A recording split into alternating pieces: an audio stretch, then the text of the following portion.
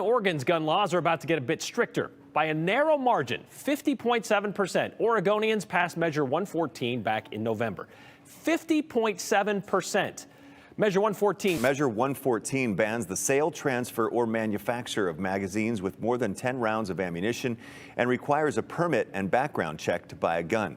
Today, a federal judge approved the measure. Well, it all comes down to the permitting process, Jeff and Elizabeth, and we've heard some sheriff's offices do not know what that new permitting process is going to look like. And if it is not in place within the next 3 weeks when the law goes into effect, that new law means that gun sales will have to cease. Things are very active on the gun control area in the state of Oregon right now. The residents passed Measure 114, which did several things. It banned magazines that hold over 10 rounds. It required a permit to purchase and required a training course, application fee, fingerprinting, and duplicative background checks in order to obtain the permit to be able to buy a gun, in order to exercise your Second Amendment rights.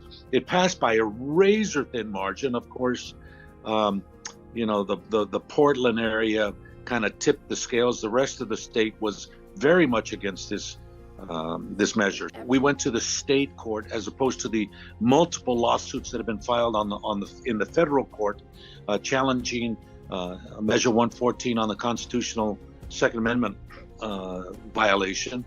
We chose to go to the state courts because we believe that Measure 114 is in violation of the Oregon Constitution. And the Oregon Constitution is analogous to the Second Amendment.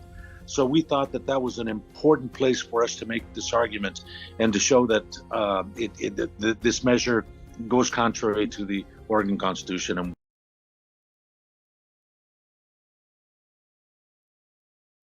Vogons are one of the most unpleasant races in the galaxy. Not evil, but bad-tempered, bureaucratic, officious, and callous. They wouldn't even lift a finger to save their own grandmothers from the ravenous bug-bladder beast of Traal, without orders, signed in triplicate, sent in, sent back, queried, lost, found, subjected to public inquiry, lost again, and finally buried in soft peat for 3 months and recycled as firelighters.